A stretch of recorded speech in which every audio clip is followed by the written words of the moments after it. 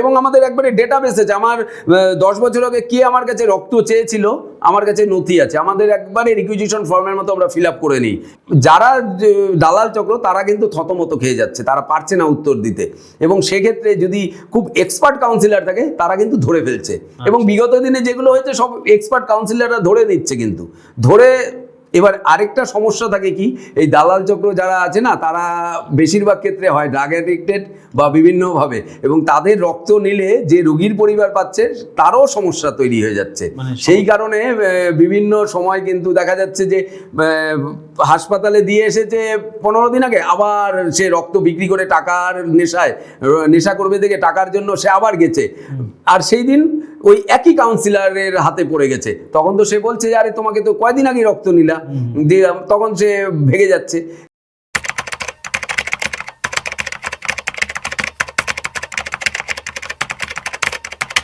আপনি কৌশিক ভট্টাচার্য, আপনি মুক্তির কান্ডারি নামের একটা সমাজ সেবার প্রতিষ্ঠান চালান দীর্ঘদিন। এই সেবা প্রতিষ্ঠানটা কতদিন ধরে চলছে? হ্যাঁ, প্রথমেই টাইমস 14কে অসংখ্য ধন্যবাদ জানাই আজকের এই অনুষ্ঠানে আমাকে সুযোগ করে দেওয়ার জন্য। এবার রায়গঞ্জ মুক্তির কান্ডারি দীর্ঘ প্রায় 15 বছরেরও বেশি সময় ধরে কাজ হচ্ছে। তবে সরকারিভাবে স্বীকৃত হয়ে কাজটা হচ্ছে আমাদের 2014 সাল থেকে।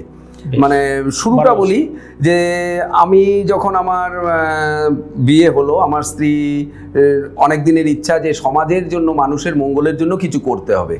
এবং আমি কিন্তু একদম ছোটোবেলা থেকে যখন আমি ক্লাস 8-এ পড়ি, তখন আমি আরও একটি স্বেচ্ছাসেবী সংগঠন হিমালয়ান মাউন্টেনিয়ার্স অ্যান্ড ট্রেকার্স অ্যাসোসিয়েশনের সঙ্গে যুক্ত। সেখান থেকে আমি প্রায় আজকে দীর্ঘ 35-40 বছর হলো আমি কিন্তু সেখানে যুক্তই থেকে গেছি, এবং সেখানে বিভিন্ন ধরনের কাজ করছি। তো আমার বিবাহের পরে স্ত্রী দেখলো যে এরকম বিভিন্ন কাজ হচ্ছে, কিন্তু সেটা পরিবেশ সংক্রান্ত কাজ ছিল। তো তার একটা ইচ্ছা জাগলো যে সমাজের মানুষের জন্য, অবহেলিত মানুষের জন্য যদি কিছু করা যায়। তো এই করতে করতেই আলোচনা হলো। আমি রক্তদান করি, বিভিন্ন সময় দেখেছে এবং স্ত্রীও রক্তদান করেছে আমাদের বিভিন্ন ক্যাম্পগুলোতে। তো এই থেকে ঠিক হলো যে তাহলে আমরা একটা স্বেচ্ছাসেবী সংগঠন হিসেবে কাজ করি। তো এই কাজ করতে করতে গিয়ে একটা সময় দেখা গেল আমি একটা বাধার সম্মুখীন হলাম। কীরকম, একটি মানসিক ভারসাম্যহীন মানুষকে নিয়ে যখন আমি হাসপাতালে যাই, তখন প্রশ্ন উঠেছিল যে আপনি কে? আপনি একজন সাধারণ নাগরিক, আপনি কেন এনার চিকিৎসা বা এগুলোর দায় করবেন, এবং তার দায়ভার কি আপনি নেবেন যদি ওনার কোনো ভবিষ্যতে সমস্যা হয়? কেন, আপনি তো একজন সাধারণ নাগরিক, আপনার গ্যারেন্টি কি আছে যে আপনি কালকে ওকে ছেড়ে দিয়ে চলে যাবেন না? বা আপনার কিভাবে বিশ্বাস করব যে আপনি ওকে কোথাও বিক্রি করে দেবেন না বা পাচার করে দেবেন না? এই বিশ্বাসটা কিভাবে করব?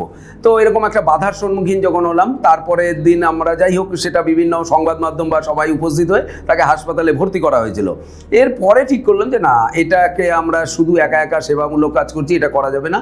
এটা একটা যদি স্বেচ্ছাসেবী সংগঠনের ফর্ম দেওয়া যায় এবং রেজিস্টার্ড করা যায়, তবেই কাজটা করা মানে আমার পক্ষে সুবিধা হবে। সেই থেকেই বিভিন্ন জায়গায় যোগাযোগ করে 2014 সালে রায়গঞ্জ মুক্তির কান্ডারি নামে একটি রেজিস্টার্ড সংগঠন তৈরি করলাম। বাহ, ভারী চমৎকার। আমরা জেনে সমৃদ্ধ হলাম এবং আমাদের টাইমস 14 বাংলার দর্শকরাও জানলেন। প্রশ্নটা হলো যে এই যে সমাজসেবার ভাবনাটা, তো আপনি বললেন যে আপনি আগে থেকেই করতেন, একটা পর্বতপ্রেমী সংস্থার সঙ্গে আপনি জড়িত ছিলেন। তো এখন আপনি পরবর্তীতে আমি শুনেছি প্রায় আপনার 90 বার বোধহয় রক্ত দেওয়া হয়ে গেছে। 83 চলবে এবারে, 83 মানে 90-এর কাছাকাছি। বেশ, এইবারে এই যে রক্তদান করছেন বা মানুষ উদ্বুদ্ধ হচ্ছেন আপনাদের এই সংস্থার মাধ্যমে রক্ত দেওয়ার জন্য, সামনেই 14ই জুন আসছে বিশ্ব রক্তদাতা দিবস বোধহয়। তো সেই বিষয়ে আমরা শুনেছি 1 মাস ধরে প্রতি বছরের মতন এইবারও শুরু করেছেন। আপনাদের একটা প্রতিষ্ঠান আছে রায়গঞ্জের সুদর্শনপুরে, মুক্তির লাইব্রেরি মেগাবাজার। তো ওই প্রতিষ্ঠানের সামনে আপনারা প্রতিদিন রক্তদানের ব্যবস্থা করছেন, সেটা কত তারিখ থেকে শুরু হয়েছে এবছর? হ্যাঁ, এই প্রসঙ্গে বলি, আমরা একটা ধারাবাহিক রক্তদানের চিন্তা ভাবনা করেছিলাম। বিগত দিনে আমরা ধারাবাহিক রক্তদান করেছিলাম, হয়তো 8 দিন বা 10 দিন এরকম ছিল সংখ্যাটা। কিন্তু এবছর দেখলাম ভোট এবং বিভিন্ন যে পরীক্ষাগুলো চলছে, তার ফলে রক্তদান শিবিরের সংখ্যাটা একদম তলানিতে থেকে গেল। এমন দিন আসলো যে রাত 2টোর সময় হাসপাতালের সুপার স্যার ফোন করছে যে একটা গর্ভবতী মায়ের জন্য একটা N নেগেটিভ রক্ত লাগবে, যেভাবেই হোক ব্যবস্থা করে দিতে হবে।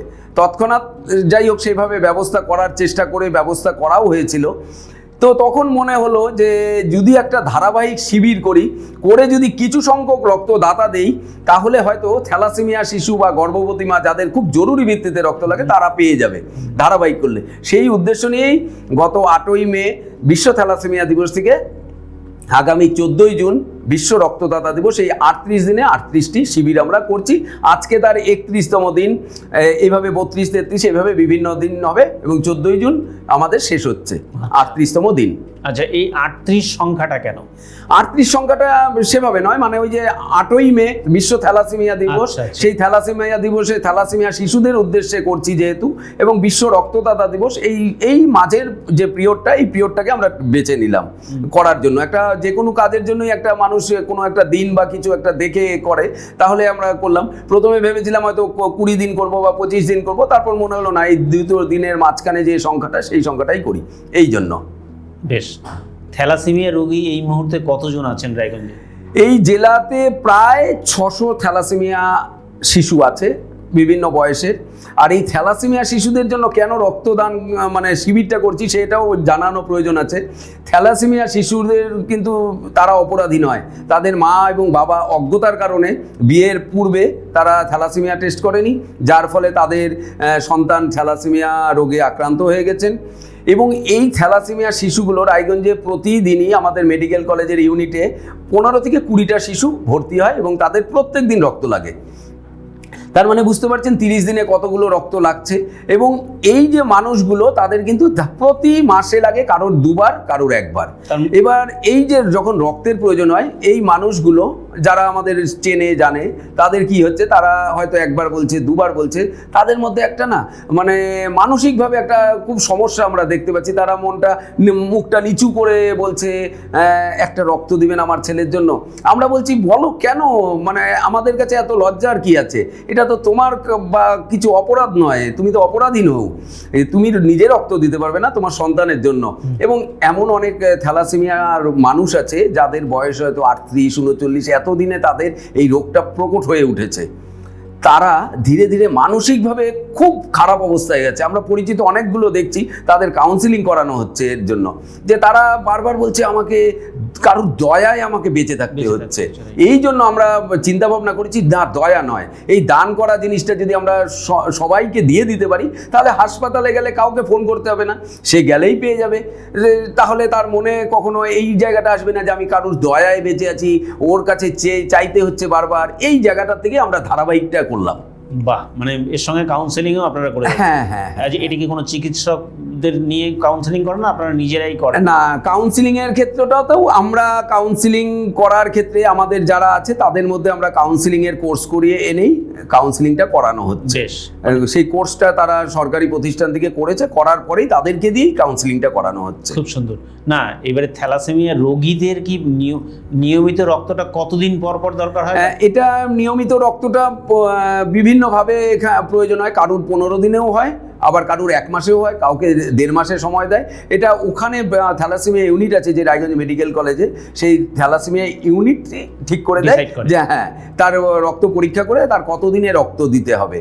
এবার দেখা যাচ্ছে যে আজকে ধরুন আজকের ডেটে বলি, আজকের ডেটে হয়তো কেউ এলো কিন্তু আজকে বি নেগেটিভ রক্ত নেই, থ্যালাসেমিয়া পেশেন্ট আছে, বি নেগেটিভ নেই, তাহলে তার যতই প্রয়োজন হোক তাকে কিন্তু ঘুরিয়ে দিতে বাধ্য হচ্ছে ইউনিট।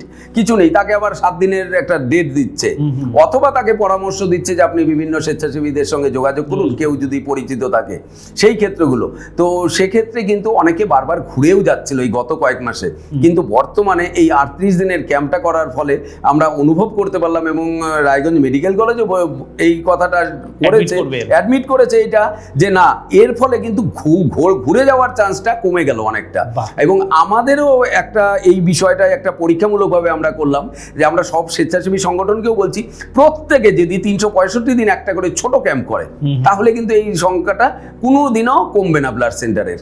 এবং মানুষের মধ্যেও একটা প্রবণতা আছে, মানুষ ব্লাড সেন্টারে গেলে রক্ত পায় না, এই ক্ষোভটা কিন্তু মানুষের মধ্যে প্রচন্ড ভাবে আছে। নেগেটিভটাই আগে জানেন যে নেগেটিভটাকে সব থেকে বেশি প্রচারে আসে মানুষের। ঠিক ঠিক ঠিক ঠিক ঠিক সেই জায়গা থেকে কেউ প্রয়োজন আছে, সে হয়তো কখনো রক্ত দিয়েছিল, আজকে দিক বা 2 মাস আগে দিক কি 2 বছর আগে দিক, তার পরিবারের যখন কেউ পাচ্ছে না, তখন তার মধ্যে একটা ক্ষোভ চলে আসছে যে আমি তো রক্তটা পেলাম না, আমি তো দিয়েছিলাম একবার। তো সেখান থেকে সে তখন ঠিক করছে না, আমি আর রক্ত দিব না কোথাও। এরকম প্রচুর মানুষের সঙ্গে আমাদের সাক্ষাৎ হয় প্রতিদিন, এবং আমরা এই কাজ করতে গিয়ে প্রচুর মানুষের কাছে এই কথা শুনতে পারি, না আমরা তো রক্ত পাইনি হাসপাতালে গেলে। তাদেরকে আমরা বলি যে আপনি হাসপাতালে গেলে রক্ত পাননি ঠিকই, হয়তো হাসপাতাল দিতে পারেনি, কিন্তু আপনাকে তো কোনো না কোনো মানুষ রক্ত দিয়েছে, কেউ না কেউ দিয়েছে। আপনার রুগীর তো কোনো খারাপ অবস্থায় পৌঁছায়নি। অর্থাৎ আপনি যদি সাচ্চা মনে রক্ত দান করেন যে আমি দিলাম, একটা মানুষকে দান করলাম, তা সেই দানের পরিবর্তে যদি আপনি কখনো এই মানসিকতা রাখেন যে না আমি না পেলে আমি আর দেবো না, সেটা করা যাবে না। আমাদের রক্ত দান করছি এবং আমাকে বিশ্বাস রাখতে হবে যে আমি রক্ত দান করার পরে আমি কেউ না কেউ আমার জন্য বাঁচাবে বা কেউ না কেউ আমাকে রক্ত দিবে। যেমন বলছি, রাত 2টোর সময় যে রক্তটা পেল, সে তো নিজেও জানতো না যে তার পরিবারের এই অবস্থা হবে বা এই রকম রক্ত লাগবে, কিন্তু সে তো পেয়ে গেল। কেউ না কেউ, আমি তার নামও জানি না, তাকে চিনিও না, দেখিও নি, বা যে দিয়েছে সেও কিন্তু চেনে না। এই নেগেটিভ রক্তটা যে দিয়েছে সেও কিন্তু চেনে না রুগীকে। দুটোর সময় ঘুমন্ত অবস্থা, হ্যাঁ, উঠে গিয়ে সে ভেঙে সে গিয়ে দিয়ে আসলো রক্তটা হাসপাতালে। এই জায়গাটা থেকে মানে আমরা ওই জন্য যে দিচ্ছে প্রয়োজন নেই, কিন্তু আমরা সবসময় বলি যে সরকারি ব্লাড সেন্টারেই রক্তটা দেবেন আপনারা। আচ্ছা, এই প্রসঙ্গে একটা কথা বলি যে আপনি বললেন না থ্যালাসেমিয়া রোগীরা বিয়ের আগে যদি ওরা রোগটা নির্ণয় করতে পারে, কোন গ্রুপের সঙ্গে কোন গ্রুপের ছেলে বা মেয়ের বিয়ে হলে থ্যালাসেমিয়া রোগ হওয়ার বাচ্চারা জন্ম, বিয়ের আগে প্রত্যেককেই বলি যে থ্যালাসেমিয়া টেস্টটা করিয়ে নেওয়ার দরকার। থ্যালাসেমিয়া টেস্টটা করলে কি হচ্ছে, তাদের মধ্যে থ্যালাসেমিয়ার যে কেরিয়ার প্রবণতা আছে কিনা সেটা কিন্তু চিকিৎসক বলে দিতে পারবে যে আপনার থ্যালাসেমিয়া আছে আর আপনার যার সঙ্গে বিয়ে হচ্ছে তারও থ্যালাসেমিয়া আছে। অতএব আপনাদের যখন বিয়ে হবে, আপনার সন্তান ধারণের ক্ষেত্রে কিন্তু থ্যালাসেমিয়ার প্রবণতাটা অনেকটাই থাকবে। সেই ক্ষেত্রে আপনি কিভাবে কি করবেন সেগুলো আপনারা বুঝে নেবেন। এরকম দেখা যায়। এমন এই গত 10 দিন আগে একটি ছেলে, তার বয়স প্রায় 38 কি 39, সে হঠাৎ করে মাথা ঘুরে পড়ে গেল সুভাষগঞ্জ থেকে ফেরা আসার সময়। তারপরে তার রক্ত পরীক্ষা করে চিকিৎসক দেখলো, হাসপাতালে যাওয়ার পরে তার 4 হিমোগ্লোবিন। সে ভাবছে আমি এত ভালো, মানে কোনোদিনও কোনো রোগ হয়নি, কি কিছু হয়নি, আমার কি হলো। তারা চিকিৎসক থেকে বললো টেস্ট করতে, গতকাল রিপোর্ট এলো সে থ্যালাসেমিয়া আক্রান্ত। এবার সে কিন্তু এই 38 বছরের জীবনেও বুঝতে পারেনি এবং তার কখনো পরীক্ষা হয়নি, এবং সে কলকাতা থেকে তার রিপোর্টের অনুযায়ী তার বাবা মা প্রত্যেকের রিপোর্ট চাইছে যে সে থ্যালাসেমিয়াটা কি ধরনের, তার থ্যালাসেমিয়া সেটার কিন্তু পর্যবেক্ষণ করা হবে এবং তারপর তাকে ফাইনাল রিপোর্ট দেবে।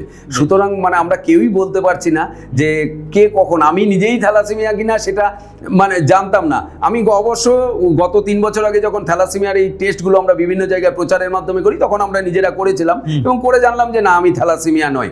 কিন্তু এই থ্যালাসেমিয়া সম্পর্কে যখন আমি সচেতন হলাম, তখন কিন্তু রায়গঞ্জে প্রথম বিবাহের অনুষ্ঠানে আমি করিয়ে এনেছিলাম পাত্রপাত্রীকে যে থ্যালাসেমিয়া টেস্ট করে তবেই বিয়ের আসনে বসবা, না হলে হবে না। নাম গোত্র বা জাতি ধর্ম দেখা হবে না, আগে থ্যালাসেমিয়া। যাই হোক, আমার পরিবারের সেই পরিবারের করার পরে তাদের দেখা গেল যখন তাদের কোনো সমস্যা নেই, তারপর তাদের বিয়ে হলো, মানে এরকম ভাবে। ঠিক ঠিক ঠিক, খুব সুন্দর। না, এই যে থ্যালাসেমিয়া রোগটা রোগীরা কত বছর পর্যন্ত বাঁচে, এইরকম কি কোনো আইডিয়া? হ্যাঁ, থ্যালাসেমিয়ার বিভিন্ন ধরনের আছে। থ্যালাসেমিয়া, সেই থ্যালাসেমিয়ার ধরন অনুযায়ী রুগী বাঁচে। এমন অনেক থ্যালাসেমিয়া আছে মানুষ যারা কেরিয়ার হিসেবে আছে, তাদের হয়তো পুরুষের থ্যালাসেমিয়া কেরিয়ার, স্ত্রীর থ্যালাসেমিয়া নেই, তার সন্তানের মধ্যে কিছু আসেনি এবং তাদের সেই থ্যালাসেমিয়াটায় তারা এমনি, তাদের হয়তো কখনো রক্ত দান করতে পারছে না বা তাদের রক্ত অল্পতা থাকছে, কিন্তু তাদের থেকে কোনো রোগ আর সৃষ্টি হচ্ছে না। আর যাদের একদম খুব খারাপ অবস্থায় আছে এবং স্বামী স্ত্রী দুজনেই এবং তার সন্তান যখন থ্যালাসেমিয়া হচ্ছে, তাদের ক্ষেত্রটা কিন্তু ভয়ঙ্কর হয়ে যায় এবং সেক্ষেত্রে ধরুন কারোর 30 বছর বয়সেও চলে যায় রিসেন্টলি আমাদের পরিচিত এই অঞ্চলেরই একটি ভাই চলে গেল, খুব দুঃখজনক ঘটনা সেটাও আমাদের কাছে, যে সে থ্যালাসেমিয়া আছে, তার স্ত্রী আছে, সন্তান আছে, যাই হোক স্ত্রী ছিল না, কোনো সন্তানেরও কিছু হয়নি, কিন্তু সেই ভাইটি থ্যালাসেমিয়া আক্রান্ত ছিল এবং তার রক্ত নিত, প্রতি মাসে সে রক্ত নিত, কিন্তু সে আর 31 বছরের পরে আর টানতে পারলো না, কেননা রক্ত নেওয়ারও তো একটা ধারণের একটা ক্ষমতা আছে, সেই জায়গাটায় তারা পারছে না, সেই জায়গাটা তখন তারা আমাদের ছেড়ে চলে যাচ্ছে। এই জায়গাটা খুব মানে খারাপ লাগে কাছে যন্ত্রণার, কারণ আপনারা মানে নিয়মিত রক্ত সরবরাহ করে বাঁচাতে পারছেন না। এইবারে চিকিৎসকরা এই ব্যাপারে আপনাদের কি কোনোভাবে সহযোগিতা করেন? মানে থ্যালাসেমিয়া রোগীদের? একদম, থ্যালাসেমিয়া রোগীদের চিকিৎসকরা যথেষ্ট সহযোগিতা করে এবং অনেকেই মনে করে যে থ্যালাসেমিয়া রোগে আপনারা বাংলায় বললে বুঝতে পারবেন, একটা পিলা কথাটা শব্দটা শুনেছেন, এই পিলাটা বড় হয়ে যায়, এই পিলাটার অপারেশন করলে এই রক্ত নেওয়ার যে রক্ত ওখানে যে লোহিত কণিকাগুলো সঞ্চয় হয়ে যায় সেই জায়গাটা কমে যায় এবং পেটটা অনেকের দেখবেন ফুলে থাকে, থ্যালাসেমিয়া রোগীদের পেটটা ফুলে থাকে, চোখটা অন্যরকম থাকে, দেখতে অন্যরকম হয়, এরকম হয়, চেহারাটা অন্যরকম হয়, দেখলেই বোঝা যায় যে ওর হয়তো থ্যালাসেমিয়া আছে, পেটটা বড় হয়ে যাচ্ছে। এই পিলাটা অপারেশনের খুব জরুরি, তাহলে ওদের রক্ত নেওয়াটা কম হয় না, যে পিলে চমকে গেছে। হ্যাঁ।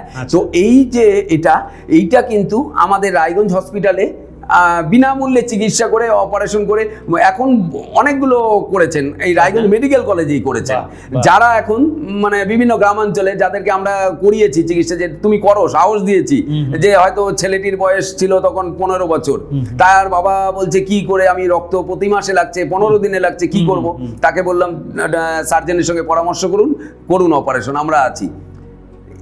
মানে এরকম বেশ কয়েকজনকে দেখলাম আমরা, তারা এখন মানে সাবালক হয়ে গেছে, তারা এখন বাইরে কাজ করছে। তারা এই রিসেন্টলি ঈদের সময় এসেছিল, দেখা করলো এক ভাই এই বাহরাইল থেকে, এসে দেখা করে বলল যে দাদা ভালো আছি আমি, এখন আমার আর এখন রক্ত নিতে লাগে না।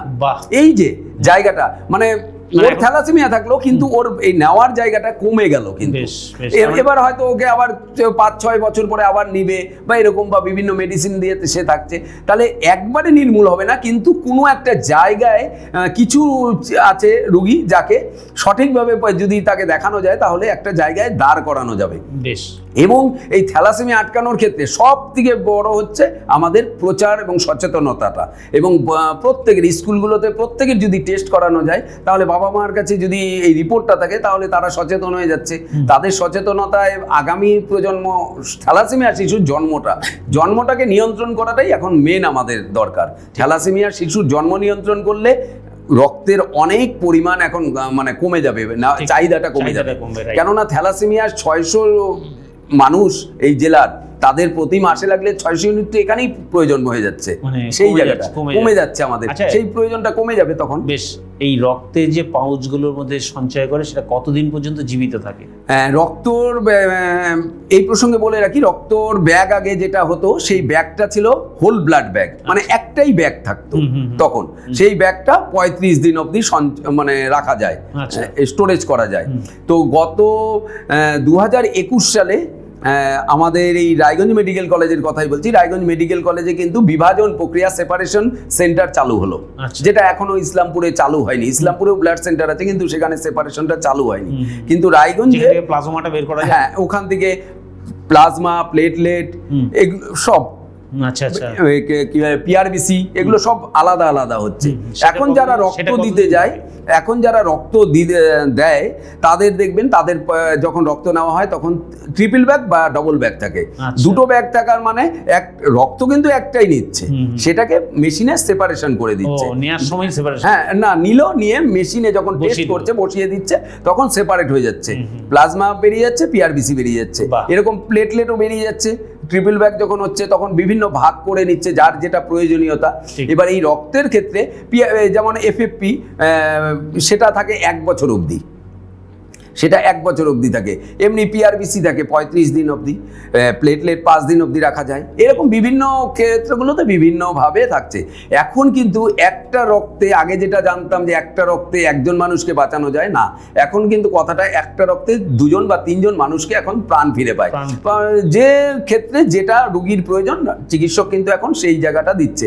এবং সেই যে রিকুইজিশন ফর্মটা, সেটাও কিন্তু এখন চেঞ্জ হয়ে গেছে। আগে যেমন শুধু হোল ব্লাড বলেই লেখা থাকতো, এখন কিন্তু সব ক্রাইটেরিয়াগুলো পর আছে, যে পেশেন্টের যেটা লাগবে সেটাই দিচ্ছে। সেটা যদি না থাকে তাহলে তার বাড়ির লোক যদি রক্ত দেয়, সে যেমন প্লেটলেট ধরুন কম, তার আয়ুটা কম দেখে সবসময় তো ওটাকে রাখা যায় না, নষ্ট হয়ে যাবে। সেজন্য যদি লাগে তড়িঘড়ি তখন তার বাড়ির লোক যদি দেয়, বা সেদিন যদি কোনো ক্যাম্প হয় সেখান থেকে প্লেটলেট আলাদা করে দিচ্ছে রুগীকে, এরকম ভাবে হয়। আপনি তো দীর্ঘদিন ধরে সমাজসেবার সঙ্গে যুক্ত, এবং রায়গঞ্জ মেডিকেল কলেজ ও হাসপাতালে আপনাদের প্রচুর রোগী ভর্তি হন। তারা মানে প্রতিদিন রক্তের চাহিদাটা কতটা থাকে? রায়গঞ্জে মোটামুটি চাহিদা হচ্ছে প্রতিদিন 80টা, ধরুন 70 থেকে 80 ইউনিট রক্ত মেডিকেল কলেজে থাকে। এবং এই মেডিকেল কলেজে এই এত পরিমাণ চাহিদা কিন্তু আদার্স আমাদের এই জেলার পার্শ্ববর্তী জেলাগুলোতে থাকে না।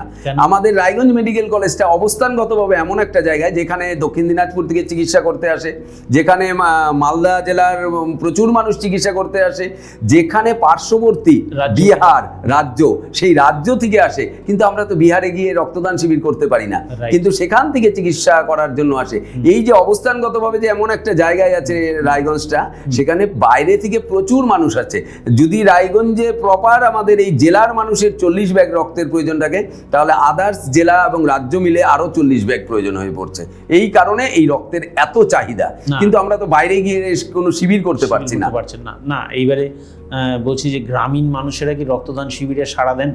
হ্যাঁ, গ্রামীণ মানুষ অবশ্যই রক্তদান শিবিরে সাড়া দেয়।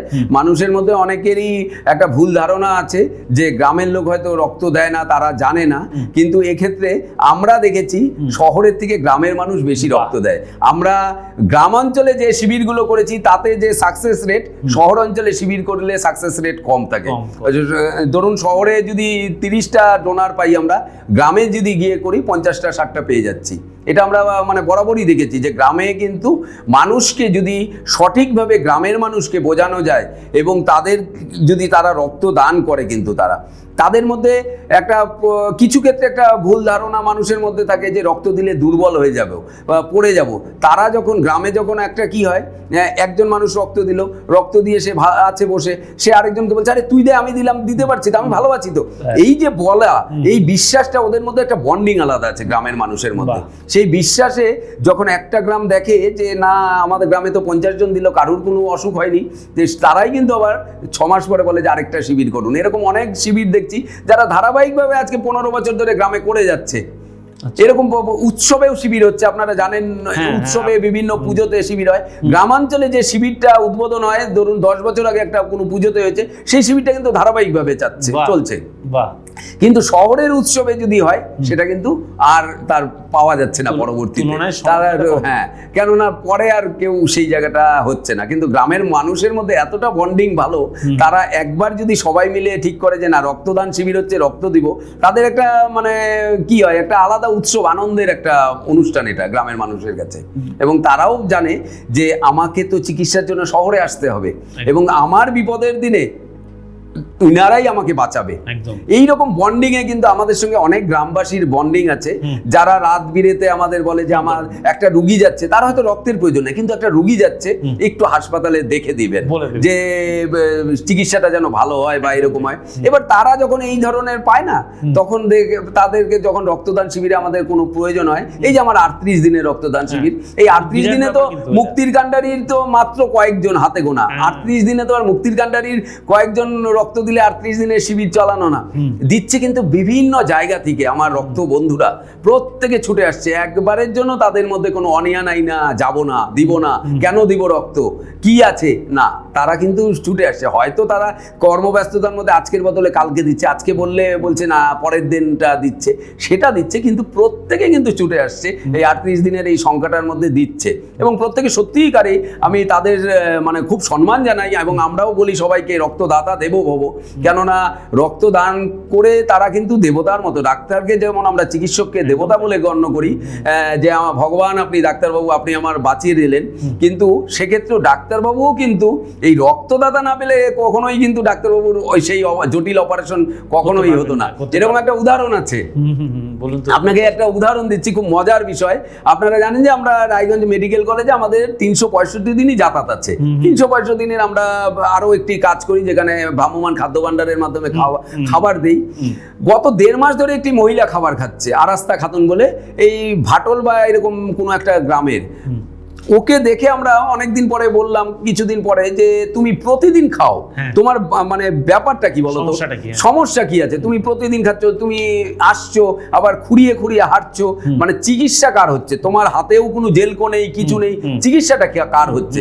তখন বলে আমারই চিকিৎসা, আমার অপারেশন রক্তের অভাবে বন্ধ হয়ে আছে 1.5 মাস ধরে। প্রথমে বললেন যে একটা কোনো একটা ওনার কোমরের এখানে বল ভাঙ মানে খারাপ হয়ে গেছে, সেটা মেডিকেল কলেজ আনিয়েছে, কৃত্রিম বল একটা, সেটা করতে পারছে না স্থাপন, কেন? রক্তের অভাব।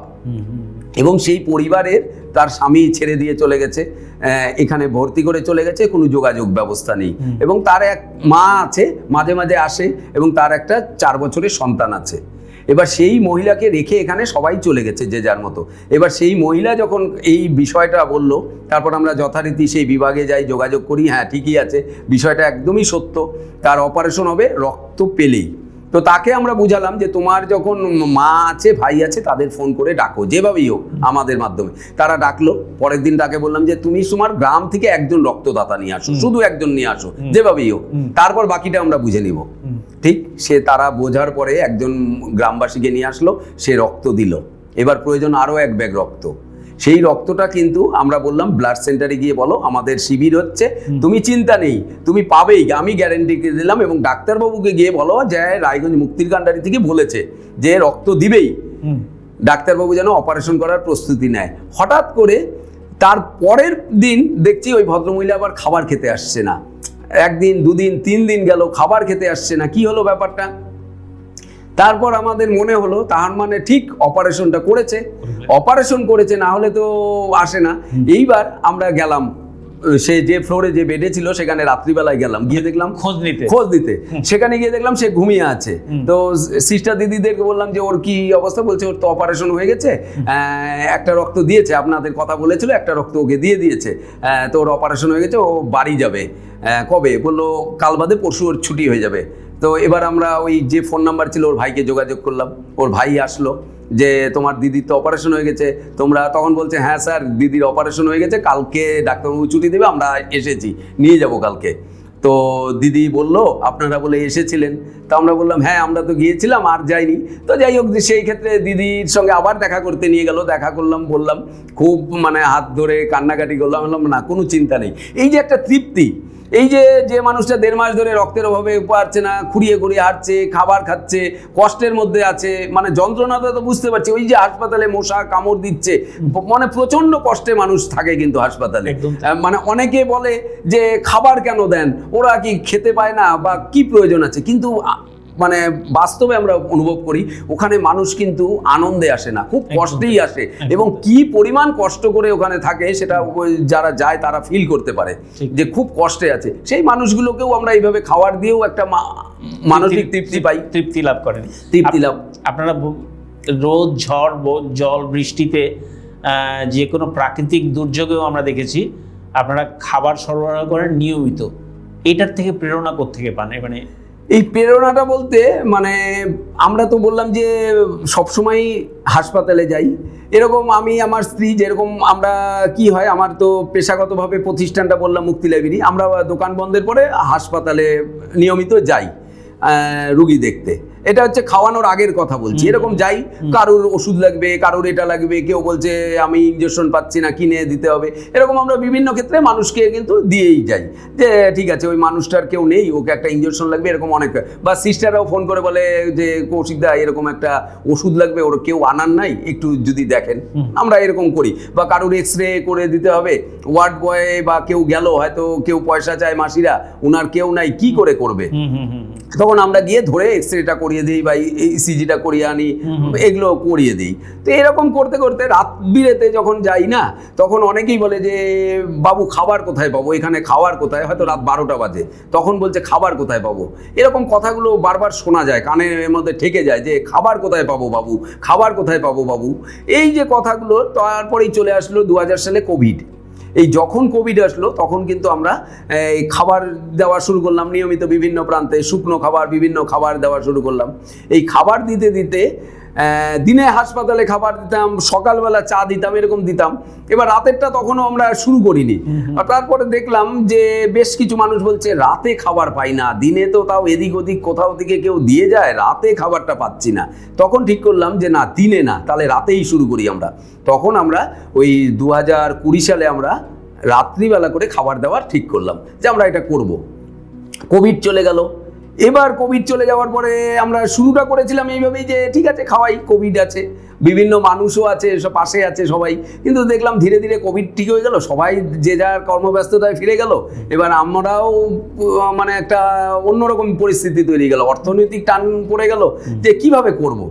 তারপরে এরকম যে কালকে আসবেন খাবার দিতে, তখন মনের মধ্যে না একটা খোঁচা দিচ্ছে যে কালকে আসবেন খাবার দিতে, মানে সেই মানুষটার এই খোঁচা থেকে একদিন দুদিন করতে করতে তারপর আমরা সিদ্ধান্ত নিলাম যে না, আমি এবং আমার স্ত্রী এবং আমাদের সংগঠনের আরও কিছু ঝুমকিপাল আছে, এরকম অনেকে আছে যারা সবাই মিলে, প্রতিমা বিশ্বাস, অমল বিশ্বাস, এরকম বিভিন্ন আছে, তারা প্রত্যেকে মিলে সিদ্ধান্ত নিলাম না, খাবারটা আমরা চালিয়ে যাই। এবং আমার পাশেই আছে প্রসেনজিৎ কুণ্ডু, মানে আমার দাদা হয় সম্পর্কে, সেই দাদাও বললো যে না, খাবারটা চালিয়ে যাই, দেখি অল্প অল্প করে কর। কিন্তু করতে করতে এক সময় সবাই বললো না, এটা টানা খুব চাপের, এটা আর সম্ভব নয়। তো যখন দেখলাম সবাই আর কি মানে পারবে না, এরকম একটা জায়গায় চলে আসলো, পিঠ টান দিচ্ছে, তো আমরা বললাম না ঠিক আছে, যেটাই টান দিক, আমরা যখন একটা জায়গায় আসছি, আমরা আমাদের সমস্ত আজকে মানে যা আমাদের স্বাচ্ছন্দ্য বা বিভিন্ন জিনিস আমরা ব্যবহার করি, সেগুলোর জায়গায় আমরা একটা টান দিই, আমরা রাশ টানি আমাদের জীবনযাত্রায়, নিজেদের জীবনযাত্রা এবং আমার পরিবার, আমার স্ত্রী, আমার সন্তান, প্রত্যেকের জীবনযাত্রায় বললাম একটা রাশ টানতে হবে। এই রাশ টানলে আমরা যে অর্থটা সঞ্চয় করতে পারবো সেটাই আমরা খরচ করব। এভাবেই আমরা আজ পর্যন্ত চালিয়ে যাচ্ছি।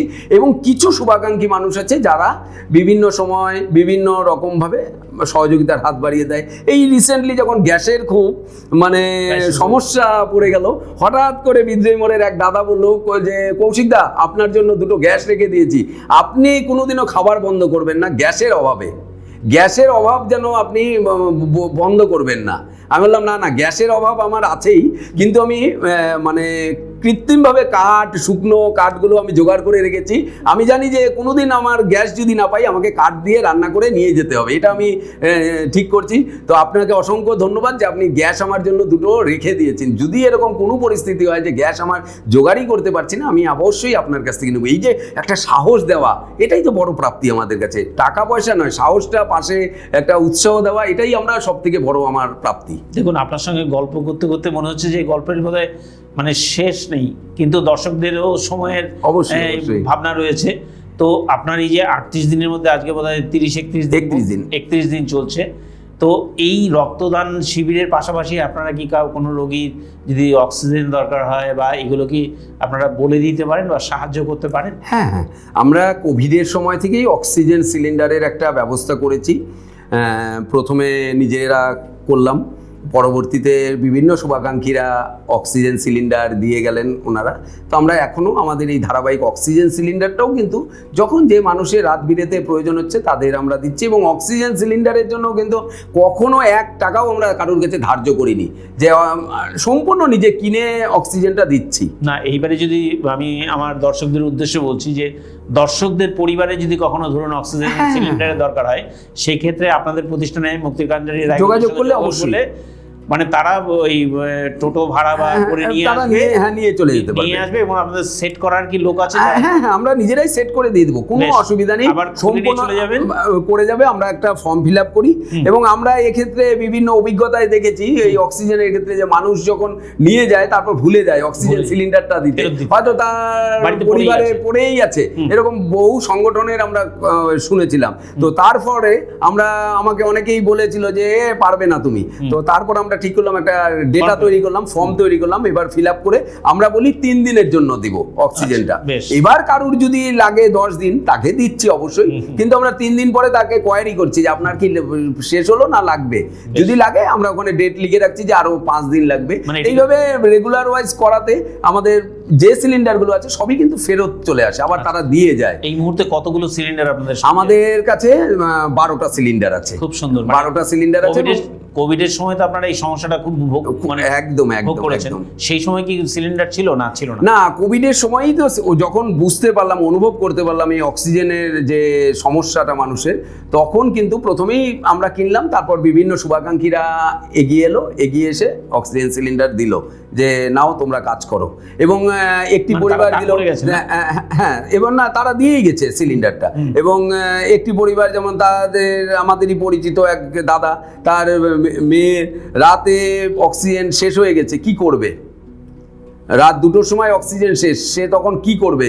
সেই মুহূর্তেও যখন পৌঁছে দিয়েছি, তার মেয়ে যখন সুস্থ হয়েছে, তারপর সে এসে বলছে যে ভাই তুমি একটা সিলিন্ডার নাও, এই সিলিন্ডারটা তোমাকে আমি দিচ্ছি, তুমি অন্য মানুষের জন্য, আমার পরিবারকে আজকে বেঁচে গেল, ভালো থাকলো, আমার জন্য তুমি একটা সিলিন্ডার তুমি নাও, যেতে আগামী দিনে তুমি করতে পারো। বেশ। না, এই বিষয়ে বলি যে কোনো মানুষ যদি সিলিন্ডার দান করতে চান, একটা সিলিন্ডারের দাম কত? হ্যাঁ, সিলিন্ডার মোটামুটি এই বর্তমানকালে 6 থেকে 7,000 টাকা সিলিন্ডার, 7,000 টাকা, এবং আনুষঙ্গিক যে বিষয় জিনিসগুলো আছে সেগুলো দিয়ে মোটামুটি 8,000 টাকায় হয়ে যায়। তার মানে কোনো মানুষ যদি মনে করেন যে আপনাদের সংস্থার মাধ্যমে একটা দান করবেন, 8,000 টাকা খরচ করলে একটা দান করতে পারেন, এটা তো খুব ভালো সাইন। প্লাস হচ্ছে আপনারা যে রোজ দিন রাতের বেলায় হাসপাতাল, রেল স্টেশন বা বিভিন্ন জায়গায় যে আপনারা খাবারের ব্যবস্থা করেন, রান্না করা খাবার, সেই খাবারগুলো কীরকম মানে খরচ হয় প্রতিদিন? প্রতিদিনই অ্যাভারেজ আমাদের 3,000 টাকা খরচ হয়। 3,000 টাকা খরচ। এইবারে ধরুন অনেক মানুষের তো ধরুন বাড়িতে বাবা মারা গেছেন, মা মারা গেছেন, ঠাকুরমা মারা গেছেন, তাদের শ্রাদ্ধানুষ্ঠান করতে অনেক বেশি খরচ হয়। সেই টাকাটা যদি আপনাদের দিতে চান, আপনারা কি সেগুলো গ্রহণ করেন? গ্রহণ অবশ্যই করি, কিন্তু আমরা চাই যে কাইন্ডসটা দিয়ে যদি উনি বাজারটা করে দেয়। এবার আছে অনেক পরিবার আছে যাদের হয়তো সেই মুহূর্তে বাজার করার মতো নাই, হয়তো বয়স্ক কেউ আছেন, সে বাজার করে দিতে পারছেন না, সেক্ষেত্রে টাকাটা কিন্তু আমরা ফার্স্ট প্রেফারেন্স হচ্ছে তিনি যদি বাজার করে দেবেন, হচ্ছে খাবার যদি কিনে দিয়ে যায় তাহলে আমাদের সুবিধা হয়। মানে আমরা টাকাটাকে অ্যাভয়েড করার চেষ্টা করি। হ্যাঁ, কারণ কি মানে সেটা কারণটা কি? কারণটা বলতে কি, মানে অর্থই তো অনর্থের মূল। সেই জায়গাটা যতটা সম্ভব আমরা অর্থটা করার চেষ্টা করি না। কেননা দেখুন, এই সেবা প্রতিষ্ঠানটা যখন চালু করেছিলাম, এটা আমি এবং আমার স্ত্রী দুইজনের যৌথভাবেই করেছিলাম। এবং প্রথম যেদিন সেবা প্রতিষ্ঠানটা মুক্তির কান্ডারি রেজিস্টার্ড করতে যাব, যখন বললো 5,000 টাকা রেজিস্ট্রেশনে লাগবে, আমার স্ত্রী কিন্তু প্রথম 50,000 টাকা তুলে দিয়েছিল আমার হাতে। তার জমানো যে মহিলাদের যে জমানো বিভিন্ন টাকা থাকে বিভিন্নভাবে, সে কিন্তু 50,000 টাকা প্রথম তুলে দিয়েছিল বিভিন্নভাবে, যে তুমি এই টাকাটা নাও এবং এই টাকা দিয়ে তুমি আমাদের এই কাজগুলো শুরু করব। এবং আমার ছেলে যে সেই সময় থেকে প্রত্যেক বছর বছরে 2বার করে টাকা দেয়। তার যে কাকু, পিসি, দিদা, দাদু, বিভিন্ন সময় যে বিভিন্ন জন মানুষ টাকা দেয়, সেই টাকা জমিয়ে সে প্রতি বছর 2টো, একটা হচ্ছে পুজোর সময় বস্ত্র বিতরণের সময় টাকা দেয়, আরও একটা টাকা দেয় তার জন্মদিন, সেই জন্মদিনের সময় টাকা দেয়। এবং সেই আমরা একটা টাকা আমরা নেই মুক্তির কান্ডারি, আরেকটা টাকা আমি রক্তদানের উদ্দেশ্যে বিভিন্নভাবে বিভিন্ন জায়গায় আমি সেটাকে দিয়ে দিই। আমাদের গোটা ভারতবর্ষে বিভিন্ন রক্তদান আন্দোলনের বিভিন্ন সংগঠন আছে, আমি সেখানে যেভাবেই হোক সেই জায়গাটা টাকাটা পৌঁছানোর ব্যবস্থা করি বিভিন্ন সময়। যে একটা হচ্ছে আমার মুক্তির কান্ডারির জন্য তার বরাদ্দ, আর একটা ওই ডিসেম্বরে যেটা, সেটা তার বিভিন্ন সময় দিয়ে দিই, যখন যেটুকুন সে দেয় সেটা দিয়ে দিই সঙ্গে সঙ্গে তুলে অন্য জায়গায়। পুরনো বস্ত্র আমরা দেখেছি যে আগে নিয়ে বিলি করতেন, সেটা কি এখনো আমাদের ওটা 2014 সালেরও আগের থেকে আমাদের বস্ত্রর একটা করেছি। আমাদের ওই মুক্তির কান্ডারির পাশেই একটা স্টল করে রাখা আছে, সেখানে সবাই পোশাক দিয়ে যায়, আবার যার প্রয়োজন সে নিয়ে যায়। এছাড়াও এটা গ্রামাঞ্চলে বিভিন্ন সময় আমরা মাসে বিভিন্ন ডেট করে সেখানে পৌঁছে যাই দূরবর্তী গ্রামগুলোতে, সেখানে সেই বস্ত্রগুলো তুলে দিই। কেননা আমাদের প্রত্যেকের ঘরেই প্রচুর জামা কাপড় পরে থাকে যেগুলো আমরা ব্যবহার করতে করি না, কেননা আজকের যুগে তো জানেনই আজকে এই পোশাকটা কালকে ব্যাকডেট হয়ে যাচ্ছে, মা পরছে না, বা অনেক ক্ষেত্রে বড় হয়ে যাচ্ছে যখন তার ছোট জামাটা কাজে লাগছে না। তবে এখন না মানে যেমন হচ্ছে মানুষ বিবাহ বা বিভিন্ন অনুষ্ঠানে যেমন কোনো গিফট নিচ্ছে না, ঠিক তেমনি এখন কিন্তু বাসন রাখার প্রবণতাটাও মানুষের মধ্যে কমে এসছে, যে একটা 10 টাকার শাড়ি দিয়ে একটা বাসন নেব সেই বিষয়টা নেই।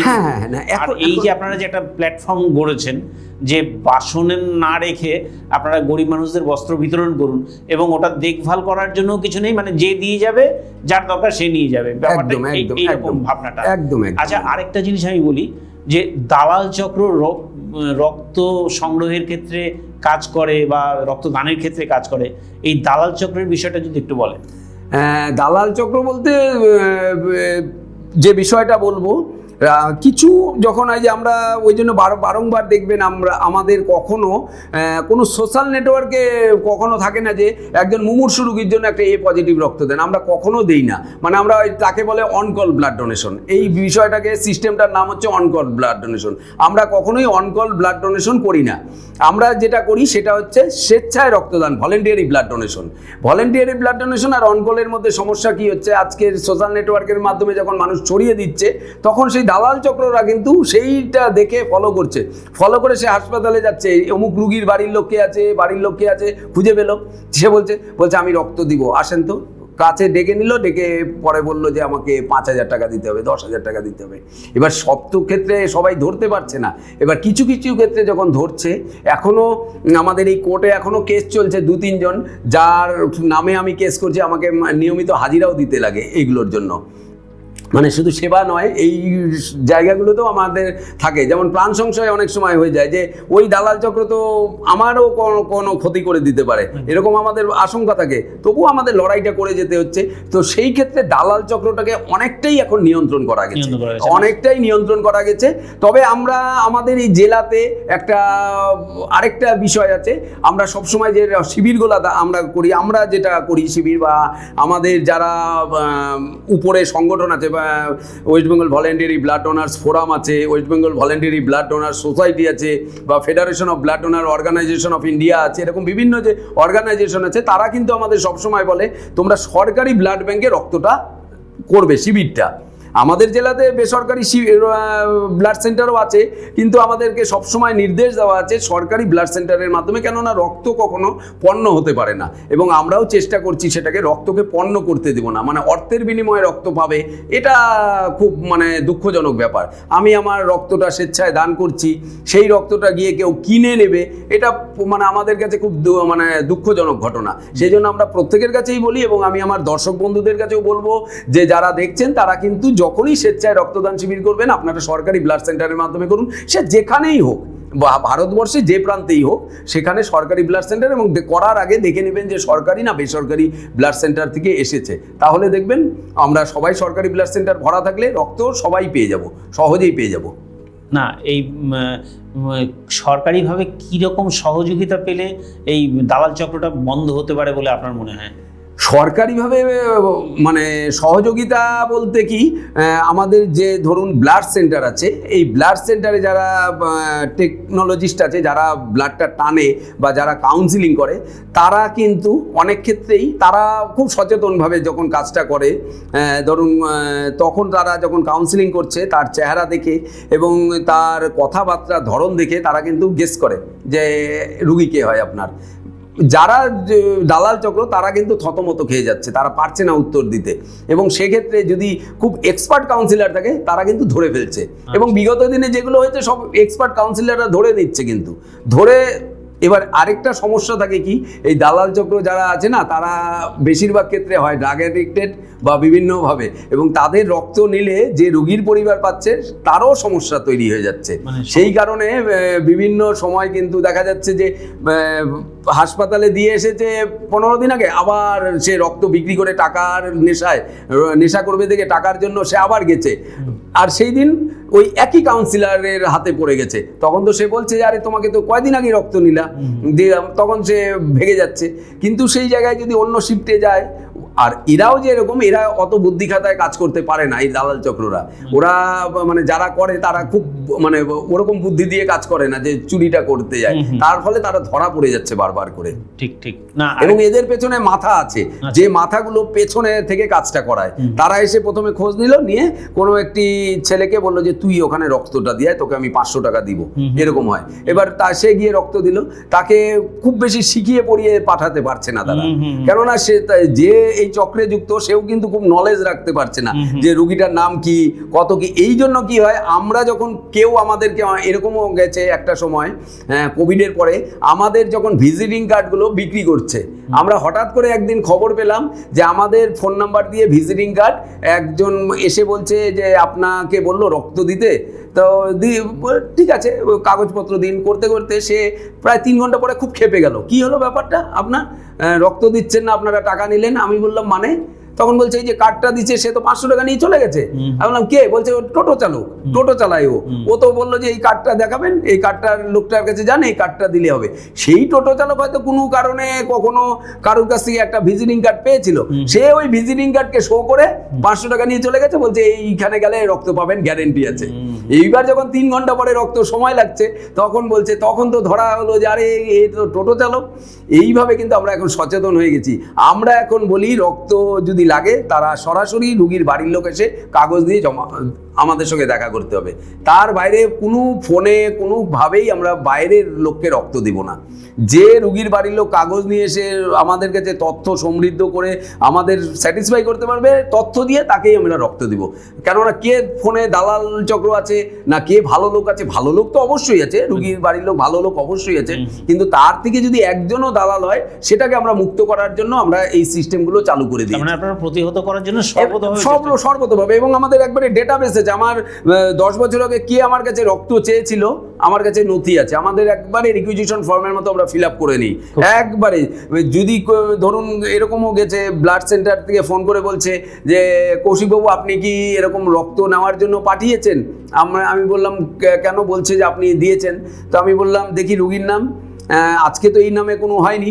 বলছে, তারপর তাকে জিজ্ঞেস করছে আপনি কবে গিয়েছিলেন? সে বলছে 7 দিন আগে গিয়েছিলাম, আমার তারপরে আর প্রয়োজন হয়নি দেখে আজকে আবার প্রয়োজন হলো, তাই আমরা উনার কার্ডটা শো করছি, মানে সই করে দেওয়া কার্ডটা।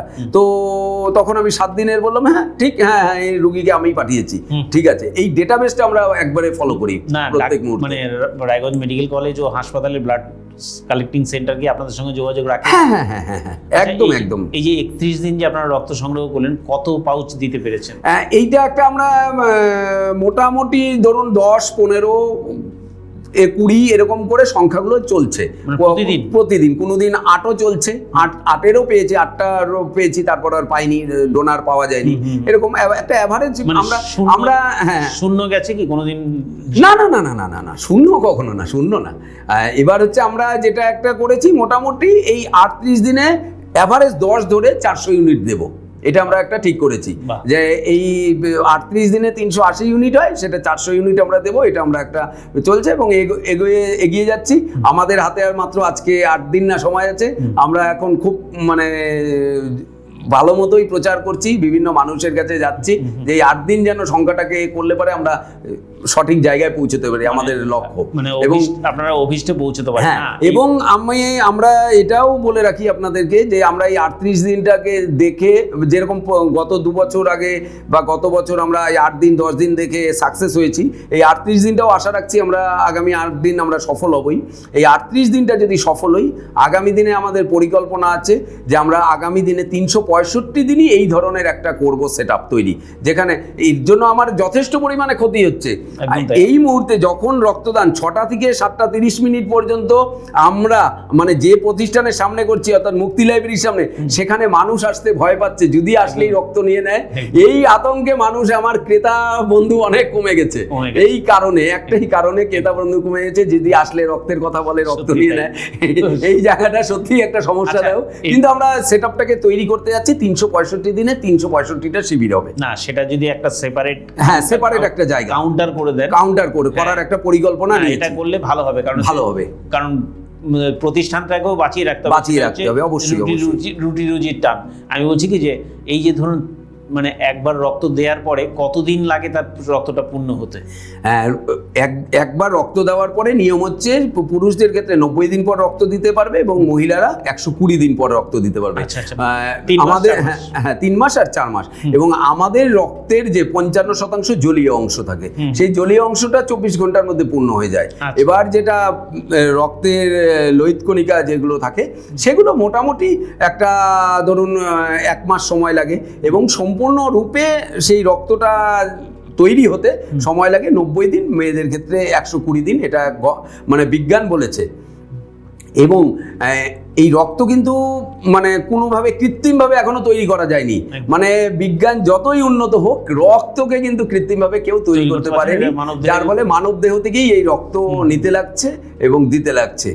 আর মানুষ যেটা মনে করে যে রক্ত দিলে হয়তো দুর্বল হয়ে যাবে বা রক্ত কমে যাবে, সেটা কিন্তু কখনোই নয়। মানে আমাদের শরীরের রক্ত যদি আপনি ধরুন রক্ত দেননি কখনো, ধরুন সাপোজ আপনাকে আমি বললাম আপনি রক্ত কখনো দেননি, আপনার যা এজ তাতে কখনো রক্ত দেননি, কিন্তু প্রতি সেকেন্ডে আপনার ব্লাড সেলগুলো মারা যাচ্ছে, নষ্ট হয়ে যাচ্ছে, ডেস্ট্রয় হচ্ছে প্রত্যেক সেকেন্ডে।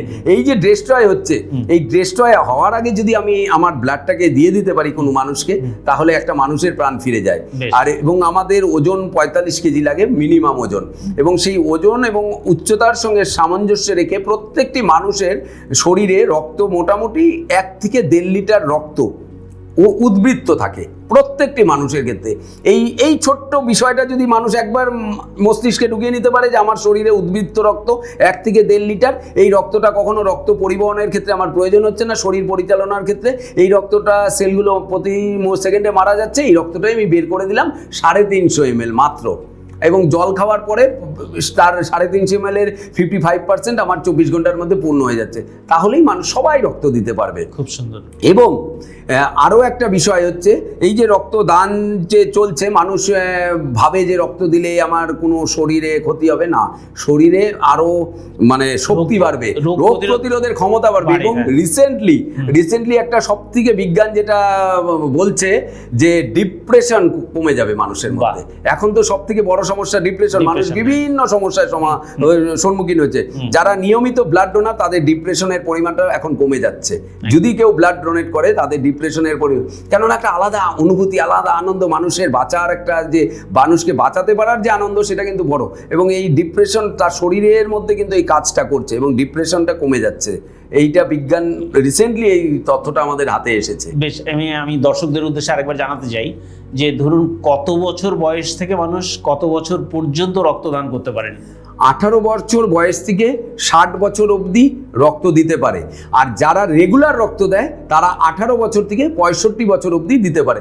ধরুন আমি আপনাকে বললাম যে আপনার বয়স কত, আপনার বয়স বললেন 60 বছর, আপনি দিতে পারবেন এখন 60 বছরের মধ্যে হলে। এবার আপনার বয়স 61 বছর, কখনো রক্ত দেননি, তাহলে রক্ত নেবে না ব্লাড সেন্টার। আচ্ছা, ব্লাড সেন্টার নেবে না। যদি আপনার 61 বছর হয় এবং আপনি নিয়মিত রক্ত দেন, হয়তো পূর্বেও আপনি 10 বার রক্ত দিয়েছেন মিনিমাম, তাহলে আপনার রক্ত ব্লাড সেন্টার নেবে। কিন্তু আপনার যদি কখনোই রক্ত দেননি, এবার 61 বছর 62 বছরে অনেকে আসছে দেওয়ার জন্য, সেক্ষেত্রে একটা বিধি নিষেধ আছে, সেই জায়গায় নেওয়া যায় না। এরকম কিছু মানুষ আসেন যারা? হ্যাঁ, অনেক মানুষ আছে। আসলে আমাদের এই রক্ত বিজ্ঞানটা মানে চর্চাটাই ছিল না একটা সময়, এবং পাঠ্যপুস্তকেও রক্ত সম্পর্কে খুব কম, ওই 9-এর কিছু রক্ত নিয়ে লেখা থাকে আর বাকিটা থাকে না। এবং রক্ত দেওয়া যায় বা কিছু, যেমন আমার ক্ষেত্রে বলি, আমি যে কলেজ লাইফে রক্ত দিয়েছি আমার মা জানে না, বা এখন যে রক্ত দিই তখন এখন ভয়টা কমে গেছে, কিন্তু গত 15 বছর আগেও মা ভয় পেতেন যে রে বাবা রক্ত দিবি, আবার আজকে মনে হয় ভালো কিছু রান্না করতে হবে, এরকম একটা থাকে। তো আমি আমার পরিবারে দেখেছি, আমার মাকে দেখেছি যে ভয় পাচ্ছে, তাহলে আমি তো মনে করছি সব মায়েরাই ভয় পাচ্ছে। সেই জন্য আমরা ঠিক করেছি যে আমরা প্রতিটি পরিবারে মায়েদেরকে আগে রক্তদানে মানে তাদেরকে জানাবো রক্তবিজ্ঞানটা। এরকম জানাতে গিয়ে আমরা অদ্ভুতভাবে দেখলাম, মা হাত ধরে ছেলেকে নিয়ে এসে বলছে রক্ত দে তোর শরীরের, আমি তো দিতে পারছি না, তুই রক্তটা দে। এরকম অনেক উদাহরণ তৈরি হচ্ছে এখন ধীরে ধীরে। মেয়েরা রক্তদানে এগিয়ে আসছে, মেয়েদের। এবং এই 38 দিনে যে রক্তদান শিবিরটা করছি, তাতে মোটামুটি আমরা ক্যালকুলেশন করলাম 70% নিউ ব্লাড ডোনার আমরা তৈরি করতে পারলাম, একদম নতুন, যারা কখনো দেয়নি। কালকে দেখলাম একটা পুরো মানে দল, যাদের বয়স মোটামুটি 18 থেকে 22, একজন বন্ধু আসলো রক্ত দিতে, ওকে বলেছি ভাই রক্ত দে, ও পূর্বে দিয়েছে, ও এখন ওই মেডিকেল সায়েন্সের কিছু একটা পড়াশোনা করছে, ও দিয়েছে। ও দেখি ফোন করে বললো, বন্ধু তুই আয় না একটু আমার এখানে, আমি দাঁড়িয়ে আছি। আসলো, আসার পরে বলছে আঙ্কেল রক্ত নাও, ও রক্ত দিবে। এই করতে করতে গতকাল প্রায় 8-9 জন ছেলে এরকম চলে আসলো। প্রত্যেকে ওরা ফোন করে করে বলছে আর আসছে, বলছে আমি রক্ত দিয়েছি তোকেও দিতে হবে, আমি দিয়েছি তোকেও দিতে হবে। এইভাবে 8-9 জন ছেলে চলে আসলো অদ্ভুতভাবে, এবং প্রত্যেকেই ভালো আছে, প্রত্যেকেই সুস্থ আছে। এই যে মানুষের একটা রক্তদানের প্রবণতা বাড়ছে, এইগুলো কিন্তু এই 38 দিনের একটা ফল আমরা লক্ষ্য করছি, যে 70% নিউ ব্লাড ডোনার তৈরি হচ্ছে। আর আরো একটা অদ্ভুত বিষয় দর্শকদের জানাই, আপনাকেও জানাই, যে এই যে রক্তের যে একটা ক্রাইসিস, সবসময় ব্লাড সেন্টারে গেলে রক্ত পাওয়া যায় না, এখানে বলে না, যে কোনো জায়গায় ভারতবর্ষের বেশিরভাগ জায়গাতে। এবং রক্তদানে কিন্তু আমাদের বাংলা ছিল মানে শীর্ষস্থানে, সেইটা কিন্তু বেশ গত কয়েক বছরে বাংলা কিন্তু এই রক্তদানের থেকে পিছিয়ে যাচ্ছে, বিভিন্ন কারণে পিছিয়ে যাচ্ছে। রক্তদাতা উদ্বুদ্ধকরণ সংক্রান্ত বিভিন্ন সরকারি বিভিন্ন প্রোগ্রাম নেই, বন্ধ ছিল, সেগুলো কারণে পিছিয়ে যাচ্ছে বাংলা। এইবার এই রক্তদানে ভারতবর্ষের মাত্র জনসংখ্যার 1% মানুষ রক্তদান করে, 1%। তার মানে 150 কোটির ভারতবাসীর মধ্যে মাত্র 1% মানুষ রক্তদান করে। এবার এই সংখ্যাটা যদি 5% যায়, তাহলে কোনো ব্লাড ব্যাংকে কোনোদিনও রক্তের ক্রাইসিস থাকবে না, একদিনও 5% হলে।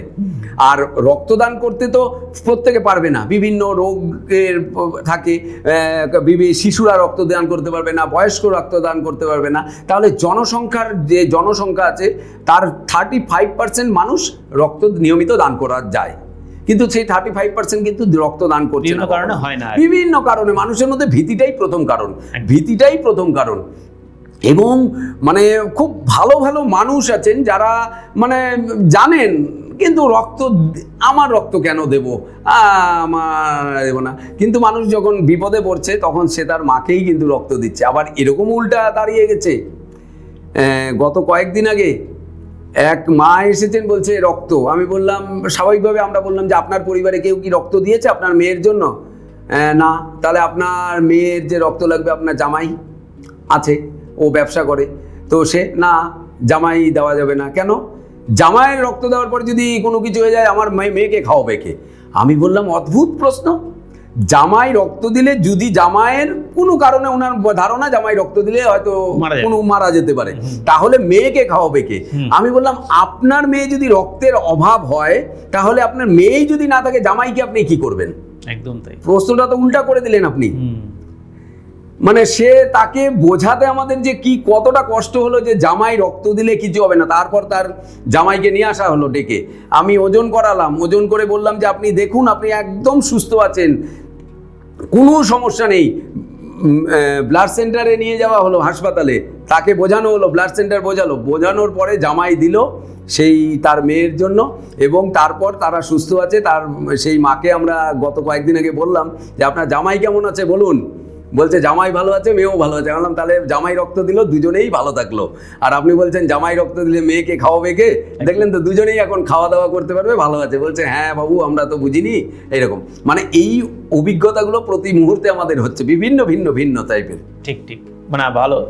আজকে আমরা কৌশিক ভট্টাচার্যের সঙ্গে কথা বলে অত্যন্ত সমৃদ্ধ হলাম। আমরা দ্বিতীয় পর্বে আবার আসবো, কৌশিক ভট্টাচার্যকে নিয়েই বসাবো। বিভিন্ন রকম তারা সমাজসেবার কাজ করেন, বা রায়গঞ্জেও বিভিন্ন স্বেচ্ছাসেবী সংস্থার সদস্যরা রয়েছেন বা কর্মকর্তারা রয়েছেন, তারাও এই কি বলে সমাজসেবার কাজগুলো করেন। তো আমরা চাই কৌশিক ভট্টাচার্যের উত্তরোত্তর শ্রীবৃদ্ধি ঘটুক। মুক্তির কান্ডারি রায়গঞ্জ যে সংস্থা রয়েছে, রায়গঞ্জের মুক্তির কান্ডারি, সেই সংস্থাটার উত্তরোত্তর শ্রীবৃদ্ধি ঘটুক। মানুষ এসে মুক্তির কান্ডারি বা যে কোনো স্বেচ্ছাসেবী সংস্থার মাধ্যমে তারা জনসেবায় ঝাঁপিয়ে পড়ুন। কারণ মানুষের জন্য, সমাজ যেদিন সৃষ্টি হয়েছিল সেদিন থেকেই মানুষ একতাবদ্ধ হয়েছিল।